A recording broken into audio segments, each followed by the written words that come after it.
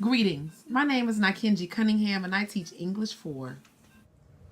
Okay, so we're ready to begin. We'll go over our warm-up. As you can see, I get a little excited at the start of class, Ania, probably because I'm really interested in what you guys are going to bring to this lesson. This is a lesson that I give to every English 4 class, and I have 5 of those. So you guys bring a special element. All right, so warm-up. Describe the perfect world. Does it exist in reality? If so, where? If not, when will it exist? So I want you to read what you've written verbatim so we can hear what your writing skills are like as well. Ania, start us off. No, I don't believe there's a perfect world that is. It's okay, that's why I like when you read it, because we can revise ourselves. No, I don't believe that there's a perfect world because if the whole world if it was, the whole world would be happy. Everyone would have everything they want and need, such as money, job, a house, education, etc. I don't think a perfect world would ever exist because the human race is always trying to dominate and hold some sort of power. Good. You pretty much covered the unit. Okay, so I've got all of this, and I know I'm missing some other elements. So in telling us that there is no perfect world, she was able to define it. She said there is no perfect world because there is no money, job, houses. If it was perfect, everyone would have all of these. So in doing so, she kind of describes what the perfect world would be. A perfect world would be everyone having this, right? And not trying to dominate or control. I like it. Clarice, go ahead and read it verbatim. For me, I don't think a perfect world exists. It will exist whenever injustice or murder and diseases go away, or when the Son of God comes back and takes what for nature is His. Okay. So, Ania, would you say she agrees with you? In what way? In what way does she agree with you? Which of her words kind of talks about your words? Injustice. And an injustice that exists in society could be what? Racism, okay. What are some other things where people do that are not fair, that are not based on equality? Okay, so the law, okay. We are fighting things for immigrants so that those who come to this country who may not be citizens of this country have equal rights, right? There's same-sex marriage, right? Where those who have different sexual orientations are given what? By race, right? By gender, okay? So there are some women who are fighting for rights, so to allow them to be equal to men, equal pay, equal opportunities. So, okay, so you guys agree there, okay? Domination and injustice. Read what you have verbatim for us, feedback. Oh man, I ain't really know about it, but What did you put? don't ask. But I say perfect world when there's no crimes involved. Everybody having a happy life. People can do what they need to do to succeed for their future. Also accomplish something better to go forward. Yes. People can do what they need to do to succeed. So in his ideal world, there is success. And there is no what? No crimes. There's no crime. Okay? What did you say? I said failure. No failure. Good. Because if there's success, there's no failure. All right? Let's hear yours, Mikey, and I want to kind of compare yours to what everybody said so far. You think you're going to repeat what everybody said? Same thing he said. Perfect. Go ahead. I said, the perfect word in my eyes would be where there is no type of crime. There would be no such thing as homeless people. Everybody would be able to provide for themselves and their families. But this is reality, and my view of the perfect world doesn't exist and will never exist. I don't think this would ever exist because people nowadays are selfish, cold-hearted. Selfish and cold-heartedness. Okay. So, as you all are sharing just your ideas of the perfect world, you're giving me a glimpse into your lives.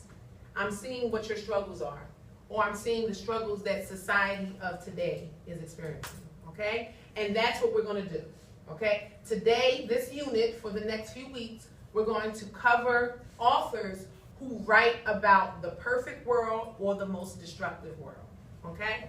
So I have to welcome you guys officially to Unit 4. And what's the title of it? Can we write this down? Let's put this in our notebooks. Unit 4, Imagining the Future.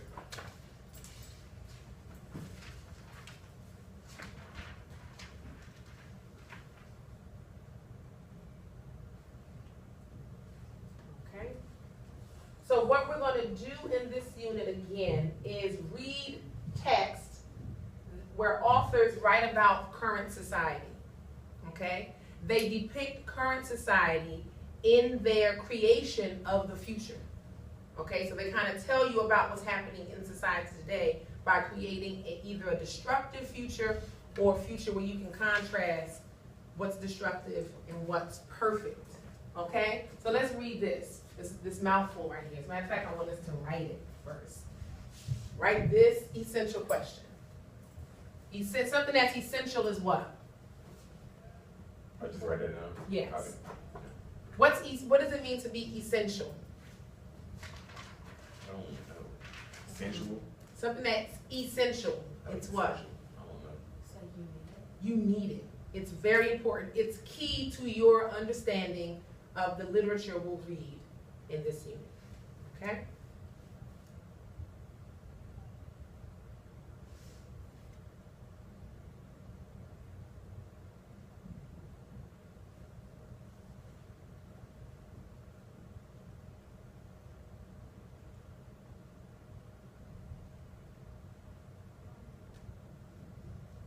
Right now, we're just copying words, but in a minute, it's going to make perfect sense to us, and we'll be able to apply it to the text. Okay?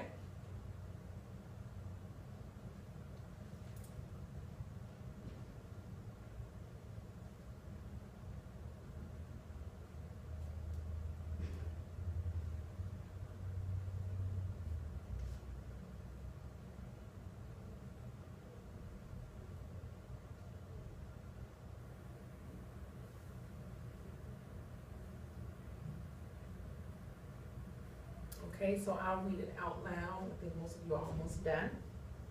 The essential question that we'll ask ourselves in every piece of text that we read in this unit is, how are common present-day realities and societal norms typically eliminated or overemphasized in utopian and dystopian narratives or stories?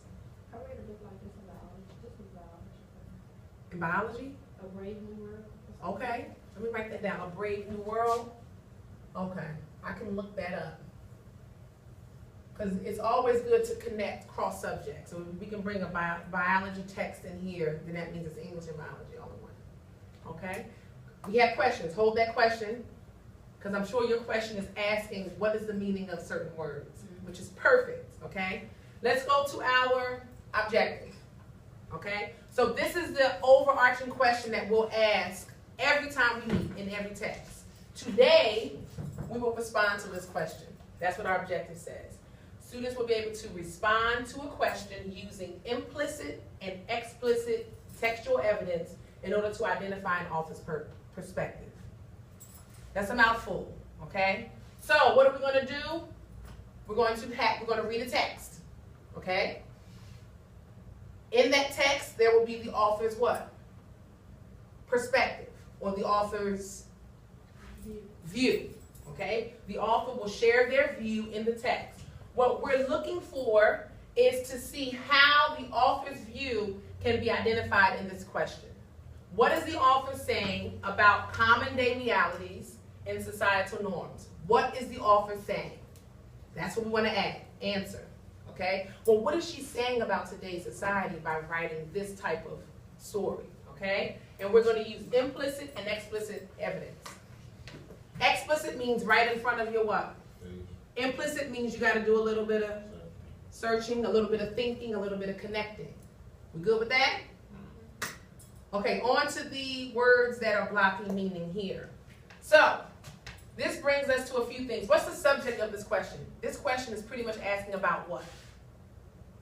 Present day. Yes. We want to know about this present day thing. Okay? Present day thing in society? What are some of the things that are accepted? What are some of the things that are normal in society, right? We know that, right? So we want to ask, how are those normal things in society either what? Eliminated. What does it mean to be eliminated? Taken out, wiped out, or Phrase.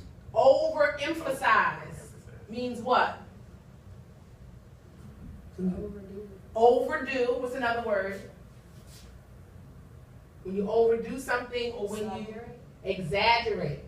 How are those things exaggerated in two types of stories? The first type is what? Utopian. The second type is what? Dystopian. So now we need to know what utopian and dystopian means, and then we'll be perfect. Okay? So who can rephrase this question? Mike, why don't you take a stab at it? Rephrase this question using the understanding that you have now.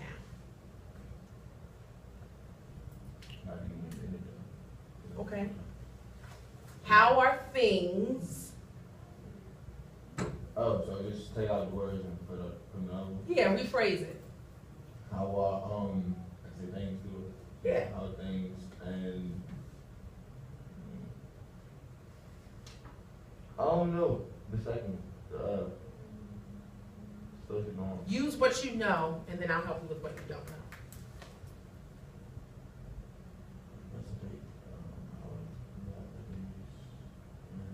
Mm-hmm. How are things in, instead of saying present day reality, what could we say? Day to day. Okay, how are things in day to day, which day? Today or 50 years ago? Today. Today.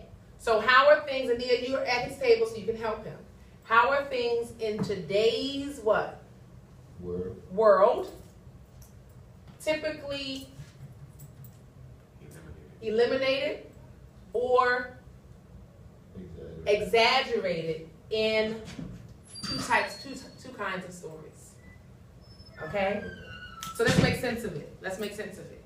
Utopia means a perfect world. Everything is perfect. Everybody has enough food to eat. Everybody has enough clothes to wear. It means a perfect world. Dystopia, somebody read, who can read? I need to read that one for me. Hey, Jessica. Okay. We're taking notes, son. Dystopia is a fictional society characterized by human, what does that mean? Misery, Oppression, disease, and overcrowding. The government is usually totalitarian. totalitarian. What? Totalitarian, that means the government controls what? Everything. Tells you where you sleep, when you go to bed, when you wake up, what you eat, everything. Keep going. One that exercises control over the freedom, will, or thoughts of others. So didn't we see this in your warm-up? Some of you guys describe a dystopian world. Do you live in a world where there's human misery and oppression, disease and overcrowding areas? Maybe. Okay, and distinguish that from utopia. Read utopia, Mikey. Utopia is an imaginary place that is ideally perfect, free from poverty and suffering. And you all describe that as well. Okay? Imaginary means utopia exists where? In your mind. Right? In your mind. You gotta write this down too? Yeah. You want us to? Not verbatim, but I want you to pull out the key details in each. And Clarice, what's key in dystopia? What's key in that definition?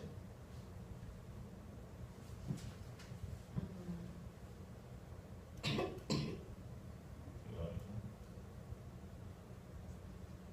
think fictional society. Okay, so we know it's fictional. It's something made up. Keep going. The characteristics. The characteristics. I would list the characteristics. Excellent. So I would list fictional to know that it's not real, even though these things exist. Human misery, oppression, disease, overcrowding. And I would also probably add where the government controls everything. I would add that.